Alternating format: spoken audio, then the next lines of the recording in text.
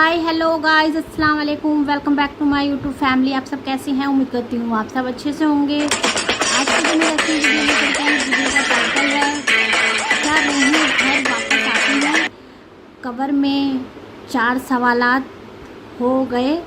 ये वीडियो है इंजीनियर मोहम्मद अली मिर्ज़ा जी की। ये वीडियो लिया है मैंने इंजीनियर मोहम्मद अली मिर्ज़ा जी के ऑफिशियल चैनल से, तो आप इनके चैनल पे जाके विजिट कर सकते हैं। इनके बयानात माशाल्लाह बहुत ज़्यादा ही खूबसूरत होते हैं।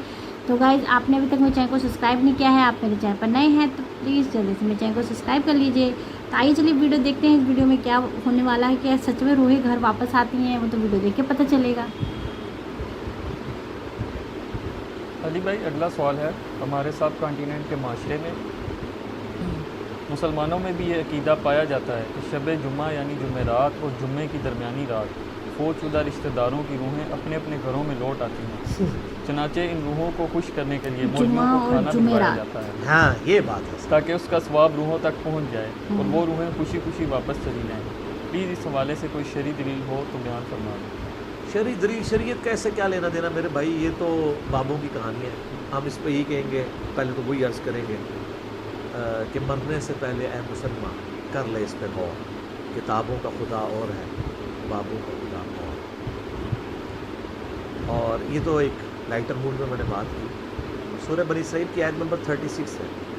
तो 10 कमांडमेंट्स आई हैं, उनमें से 9th कमांड है वला तक़्फ़ु मा लैसा लका बिही इल्म इन्न अस्समअ वल बसरा वल फुआद कुल्लु उलाइका काना अन्हु मसऊला। इंसान किसी चीज़ की पैरवी उस वक्त तक मत कर जब तक कि तुझे उसके बारे में डेफिनेट इल्म ना हासिल। बेशक कान, आंखें और जब तक पता ना हो, जब तक उस बात का जिक्र भी नहीं करना पूछा जाएगा। इन 3 इंस्ट्रूमेंट्स को इस्तेमाल करके तुमने हक बात तक पहुँचने की कोशिश की। तो मुझे बताइए, क्या रिवील्ड नॉलेज में जो किताब सुन्नत का इल्म है या एक्वायर्ड नॉलेज में कहीं ये बात मिलती है, ये वाली कहानी के रूहें वापस आ जाती हैं? ये तो हिंदुओं से मुस्तार लिया गया अकीदा है। उनके यहाँ ये आत्मा का एक कॉन्सेप्ट है कि जो बुरी आत्मा है वो भटकती रहती है और अच्छी आत्मा जो है वो पीस के अंदर चली जाती है। वो तो जनाब, वो तो ये कहते हैं ज़ल्ज़ला भी आता है, गाय ने एक सींग के ऊपर उठाया हुआ है क्या नाम है ज़मीन को, और जब थक जाती दूसरे, ये सारी तवहमात है। काली बिल्ली रास्ता काट दे, नहुसत है, तवहमात है। जूती पे जूती चढ़ जाए, सफ़र लिखा हुआ है, तवहमात में से है। कौवा घर की मुंडेर पे बोले तो कोई मेहमान आने का पेश ख़ैम है, ये सब तवहमात है। रात के वक्त झाड़ू नहीं दे सकते, नाखून नहीं काट सकते। इतनी तोहमत परस्ती जो है वो चल रही है हमारे माशरे के अंदर, क्योंकि हम लोग हिंदुओं के साथ रहे, लिहाजा ये सारी बातें वहीं से आई हैं कि रूहें वापस आ जाती हैं। कोई रूह ने इधर आके क्या करना है? वो तो सूरतुल मुतफ़्फ़िफ़ीन में है कि वो इल्लीकीन और सिज्जीन के अंदर है। नेक रूहें जो है इल्लीकीन में, बुरी जो है सिज्जीन के अंदर है। उनका आप इस दुनिया के साथ क्या लेना देना? हर बंदे की एक यूनिक रूह है, इंडिपेंडेंट रूह है, उसका दूसरे की रूह के साथ कोई ताल्लुक नहीं है। तो दूसरे के जिस्म में जाने की बात ही नहीं है, भटकने की बात ही नहीं है। बेसिकली शयातीन हैं जो, अब क्योंकि शैतान जो जिन्नात के अंदर शैतान मौजूद हैं उनको तो हम लोग देख नहीं सकते, तो वो मुख्तलिफ़ किस्म की शक्लें धार के पब्लिकली आ जाते हैं सामने, तो लोग समझते हैं ये उसी बंदे की कोई रूह आ गई है वापस। इस तरीके से नहीं होता, ये बिल्कुल झूठी बातें हैं। इस्लाम का इससे कोई ताल्लुक़ नहीं है। बाकी जुमरातें जो बैठते हैं वो रोटी रोज़ी उनकी चलने दें आप।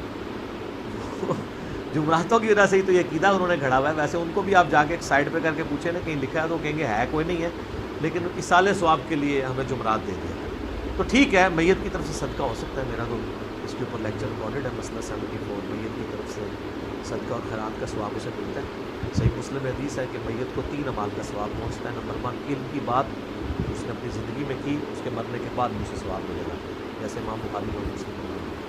दूसरा सदका जारिया, जो अपनी ज़िंदगी में कोई नेकी का काम किया उसके बाद भी जारी रहा, उसे सवाब मिलेगा। तीसरा, नेक औलाद उसको मिलेगा।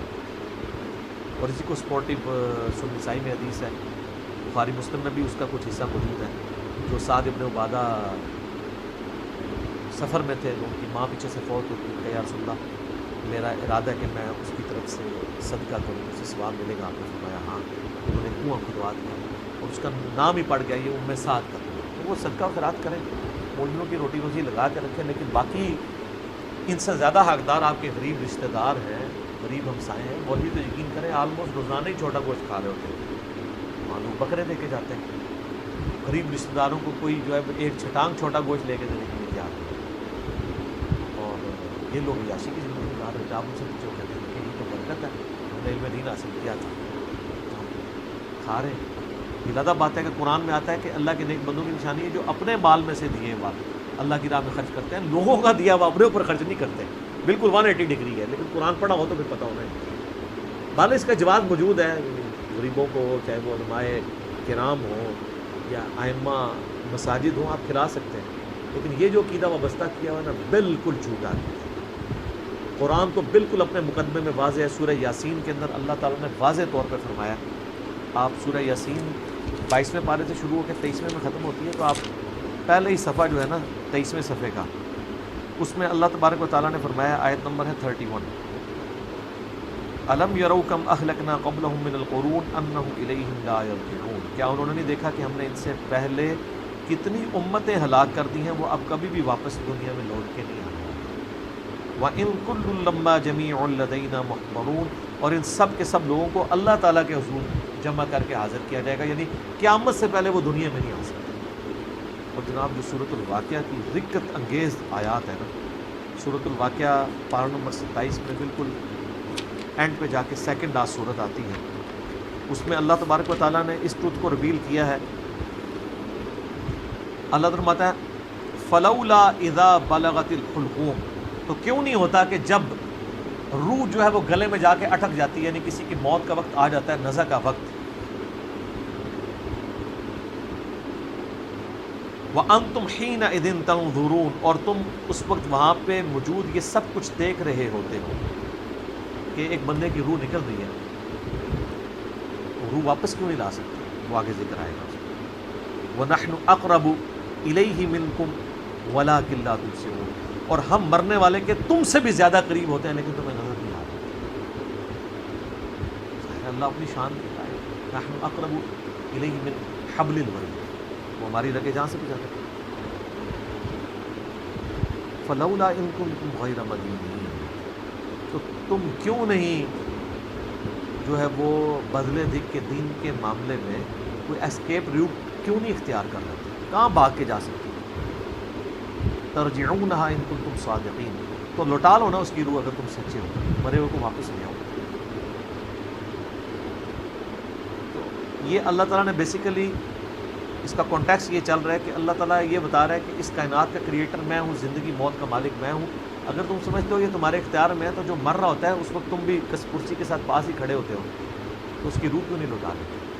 یہ بھی اس کے ثبوت میں ہے کہ جو بندہ مر گیا وہ اب دنیا میں واپس نہیں ہے. یہ بالکل اجماعی عقیدہ ہے, اس کے خلاف کوئی عقیدہ رکھتا ہے تو وہ کفر ہے. البتہ صحیح بخاری اور صحیح مسلم میں اشارتاً موجود ہے روح کا لوٹنا اس حوالے سے کہ وہ قبر کے اندر, جیسا کہ برزخی معاملہ ہمیں نہیں پتا کہ جب مردے کو دفنا کے جاتے ہیں تو وہ جانے والوں کے قدموں کی آہٹ بھی سنتے ہیں تاکہ اس کی حسرت میں اضافہ ہو. اگر بدکار ہے اور نیکوکار ہے تو وہ خوش ہو جائے کہ میں اپنے مالک کے ساتھ ہوں.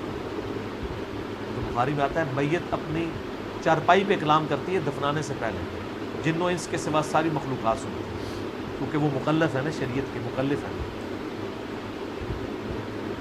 اور اگر یہ سن لیں تو بے ہوش ہو جائے. وہ کہتی ہے مجھے کدھر لے کے جا رہے ہیں, اور نیک میت کہتی ہے مجھے جلدی جلدی اس طرف. بڑا خطرناک